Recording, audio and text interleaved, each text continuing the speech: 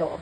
Mutta ne ei kilpailla pidempään Sateen kanssa, mutta mä kysäsen nyt vielä lopuksi sun suosikkikirjoja ja suositus kesäkirjasta.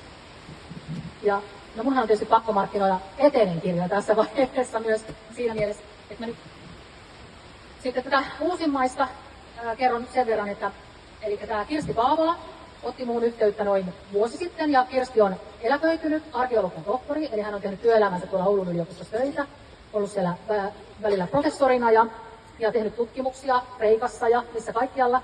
Ja tämä tarina on rakkaustarina, joka hän on sitten, hänen niin kuin surutyönsä liittyy tähän sillä tavalla, että hänen miehensä on kuollut ja heillä on ollut sitten ihana rakkaustarina. Ja hän on niin se rakkaustarinan halunnut ikään kuin tuoda toiseen maisemaan, ja tämä ei siis ole mitenkään, ja se ei niin se suru ole mukana, mutta tämä on ollut Kirstille sellainen, mistä se on niin lähtenyt. Ja tässä ollaan nyt sitten Kyrönmaalla, ja tuolla ei sanota niin paikkakuntia tarkkaan, mutta ollaan kuitenkin tuolla, tämä kirjan sankaritar saapuu Oulusta Vaasaan laivalla ja sitten hevoskärryillä tuonne Kyrönmaalle, ja siellä sitten menee sinne Ruukin perheeseen sitten hoitamaan lapsia, ja sitten siellä on muitakin nuoria, ja siitä kehittyy jotain muuta, mitä ei ole ehkä kesän alussa uskottu, niin tämä on tämmöinen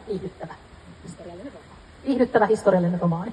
Kuulosti oikein mielenkiintoiselta, ja täällä tiedokseneen että on tosiaan Etenen näytekappaleita valikoimasta, että voi käydä katsomassa, ja minä kiitän meidän puolesta.